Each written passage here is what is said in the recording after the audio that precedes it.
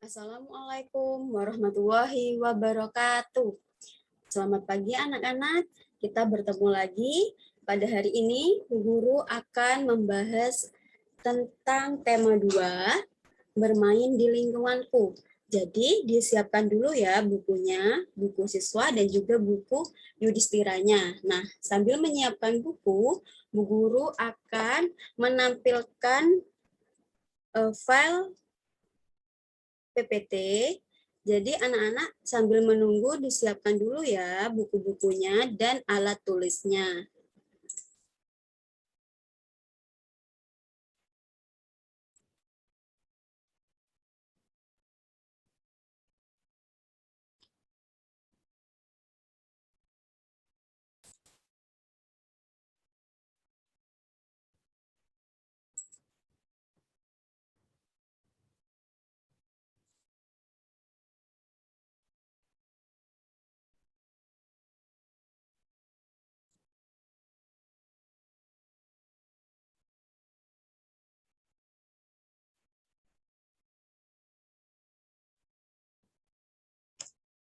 Oke anak-anak, hari ini kita akan belajar tema 2, bermain di lingkunganku.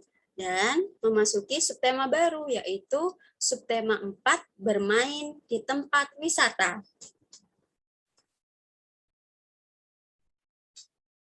Nah, sebelum belajar, kita berdoa terlebih dahulu ya. Istiqdadan. Doa sebelum belajar. Bismillahirrahmanirrahim. Raditu billahi rabba wa bil islami dina wa bi Muhammadin nabiyya wa rasula. Rabbi zidni ilma warzuqni fahma. Rabbi srahli sadri wa yassirli amri wahlul 'uqdatam min lisani yafqahu qawli. Amin ya rabbal alamin. Oke anak-anak, Bu Guru akan mulai pelajaran hari ini. Nah, untuk hari ini kita akan belajar tentang yang pertama, keberagaman benda yang ada di sekitar pantai. Yang kedua, aturan di tempat wisata. Dan yang ketiga, gerak dasar menekuk dan meliuk. Oke. Yang pertama, coba kalian buka buku siswa halaman 184 ya. Bukunya yang ini. Kalian buka halaman 184. Bu Guru akan bacakan. Di situ ada bacaan yang berjudul Istana Pasir. Istana pasir adalah bermain membuat bangunan istana terbuat dari pasir. Bahan utama yang digunakan adalah pasir dan air. Istana pasir biasanya dibuat di pantai. Membuat bangunan dari pasir dilakukan oleh anak-anak dengan menggunakan ember dan sekop. Tetapi orang dewasa sering membimbing dalam membuat istana pasir. Bahan lain yang digunakan dalam kegiatan adalah salju. Ada 2 jenis istana pasir. Pertama, khas istana pasir. Terdiri dari beberapa jenis dasar dengan beberapa jenis menara atau satu menara di atas. Kedua, tetes istana pasir.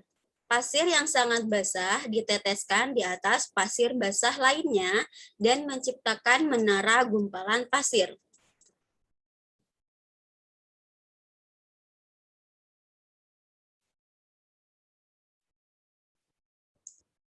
Nah, selanjutnya untuk membuat istana pasir dibutuhkan alat dan bahan seperti air, pasir, ember, sekop, dan kerang. Nah, benda-benda tersebut dapat dikelompokkan berdasarkan ciri-ciri benda. Nah, ciri-ciri benda kita dapat kelompokkan berdasarkan wujudnya. Ingat, wujud benda itu ada benda padat, cair, dan gas. Nah, Juga, ciri-ciri benda dapat dikelompokkan berdasarkan bentuk dan warnanya. Misalnya, ada benda yang berbentuk lingkaran, persegi panjang, kubus, tabung, oval, dan lain-lain. Masih banyak ya bentuk-bentuk benda yang lainnya. Yang kedua, berdasarkan warnanya. Nah, benda itu memiliki warna. Ada yang berwarna putih, hitam, hijau, merah, abu-abu, coklat, dan masih banyak lainnya. Nah, selanjutnya ciri-ciri benda dapat dikelompokkan yang ketiga berdasarkan kegunaannya. Nah, kegunaan sebuah benda tergantung pada fungsi benda tersebut. Misalnya, benda tadi ember yang digunakan untuk membawa sesuatu ya. Guru akan kasih contoh. Nah, di sini misalnya nama bendanya adalah air ya. Coba perhatikan gambarnya, di sana ada air. Nah, masih ingat wujud benda dari air itu adalah cair. Karena kenapa? Cair merupakan benda cair karena benda berubah bentuknya sesuai dengan wadahnya, tetapi ukurannya tetap. Nah, ciri-ciri bendanya, ciri-ciri benda dari air, yaitu bentuk air sesuai dengan wadahnya ya. Karena jika air kita tuangkan ke dalam gelas akan seperti gelas. Jika kita tuangkan ke dalam baskom akan seperti baskom. Nah, kita lihat warna dari air. Warna dari air itu jernih ya. Ada juga keruh jika sudah tercampur dengan zat yang lain. Selanjutnya, air dapat digunakan untuk minum. Jadi kita dapat mengelompokkan benda itu berdasarkan wujud benda, juga berdasarkan bentuk, dan juga berdasarkan warna, serta juga berdasarkan kegunaannya. Sudah mengerti dari sini? Selanjutnya, nah, jika sudah mengerti tentang keberagaman wujud benda, kita akan melanjutkan. Kalian buka buku siswa halaman 189 ya. Nah, di situ ada percakapan antara Dayu dan teman-temannya. Nah, Dayu dan teman-temannya ini sedang berwisata ke pantai ya. Sesuai dengan subtema kita, subtema 4, bermain di tempat wisata. Nah, pantai itu merupakan tempat wisata. Nah, Bu Guru akan bacakan percakapan antara Dayu dan teman-temannya. Dayu, Lani, apa itu sampah kalian yang berserakan? Kita tidak boleh membuang sampah sembarangan, apalagi di tempat umum. Buanglah sampah di tempat sampah, kata Beni. Lalu Lani menjawab, maaf Beni, tetapi itu bukan sampah kami. Benarkah itu Dayu? Tepat sekali yang disampaikan Beni. Selain itu, apa aturan yang harus dipatuhi di tempat umum, terutama di pantai, kata Bu Guru. Tidak boleh mendekati pantai tanpa pengawasan orang dewasa, Bu, sahut Beni. Lalu Lani bertanya, kalau aturan di rumah bagaimana, Bu? Nah, tetap kita harus menjaga kebersihan rumah. Sampah dimasukkan ke dalam tong sampah. Dimanapun kita berada, sampah harus dimasukkan ke dalam tong sampah. Bagaimana kalau kita praktekkan membersihkan pantai dan membuang sampah di tempat sampah? Setelah selesai, kita akan bermain domba serigala. Hore, sahut anak-anak. Nah, jadi di tempat wisata kita juga harus menjaga kebersihan ya, bukan hanya di rumah tetapi di tempat wisata, di tempat bermain kita juga harus menjaga kebersihan. Nah, selain membuang sampah, aturan di tempat wisata itu juga ada. Yang pertama, membeli tiket sebelum masuk tempat wisata ya. Pastikan jika memang ada tiket, kita harus membeli tiket ya. Yang kedua, mengantri saat masuk tempat wisata. Nah, di saat kita ingin memasuki tempat wisata, kita harus antri terlebih dahulu, tidak boleh menerobos antrian ya. Untuk yang ketiga, menjaga kebersihan tempat wisata. Yang sudah dibahas tadi dalam percakapan. Jadi, kita harus menjaga kebersihan tempat wisata. Serta juga yang keempat, menjaga fasilitas di tempat wisata. Nah, itu adalah beberapa contoh aturan di tempat wisata. Nah, aturan di tempat wisata ini harus dipatuhi oleh seluruh pengunjung tempat wisata ya, agar nanti saat kita berwisata kita dapat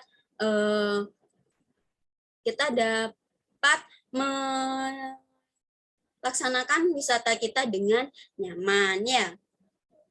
Oke, Bu Guru lanjutkan. Nah, untuk materi yang ketiga, kita akan belajar tentang gerak dasar non-lokomotor. Nah, masih ingat gerak dasar non-lokomotor itu apa?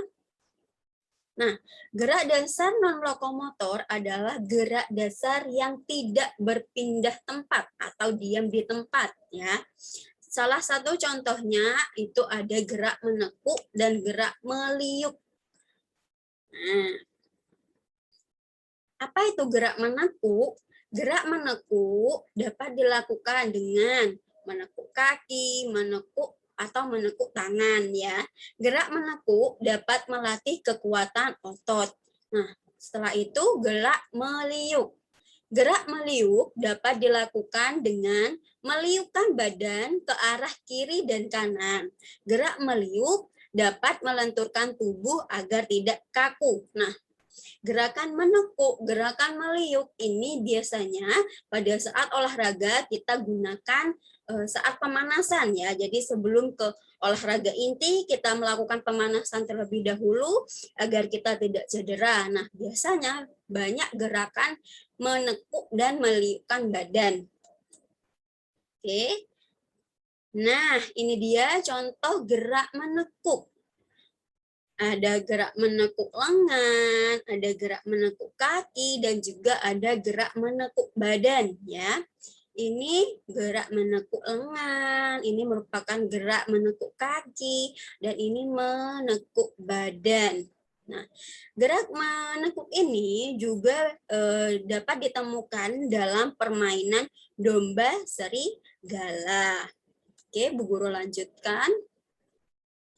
Contoh dari gerak meliuk. Jadi kita dapat meliukkan badan ke atas, ke bawah. Nah, kita juga dapat meliukkan badan ke samping kanan dan ke samping kiri ya.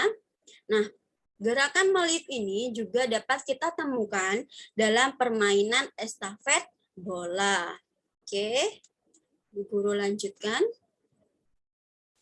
Nah, untuk hari ini kita sudah belajar tentang yang pertama, mengelompokkan benda berdasarkan wujud, bentuk, warna, dan kegunaannya. Yang kedua, kita juga sudah belajar tentang aturan di tempat wisata, membeli tiket, sebelum memasuki tempat wisata, mengantri, sebelum memasuki tempat wisata, menjaga kebersihan tempat wisata, dan menjaga fasilitas tempat wisata. Yang ketiga, kita sudah belajar tentang gerak menekuk dan meliuk, yang merupakan salah satu contoh gerak dasar non-lokomotor atau gerak yang diam di tempat atau tidak berpindah tempat. Oke, anak-anak. Nah, selanjutnya tugas kalian. Sebelum kita melanjutkan ke tugas, jika dari materi yang sudah dijelaskan oleh Bu Guru ada yang belum dimengerti, kalian bisa menghubungi wali kelasnya masing-masing melalui WA ya. Nah, untuk tugasnya kalian tandai agar tidak lupa. Nah, tugasnya itu ada di buku Yudhistira 2B yang berwarna hijau, bermain di lingkunganku ya. Nah, kalian buka halaman 67.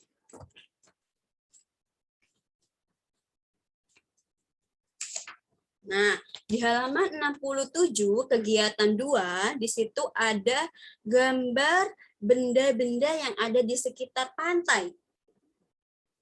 Nah, di bawahnya itu kalian disuruh menuliskan nama benda-benda tersebut ya dalam kotak.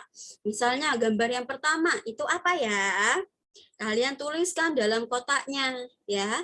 Sampai gambar yang kelima. Selanjutnya di bawahnya itu ada tabel. Kalian disuruh menuliskan nama bendanya ya, nama benda yang sudah kalian temukan tadi di atas, kalian tulis lagi di bawah untuk nama bendanya ya, ada 5 benda. Setelah itu kalian menentukan wujud benda.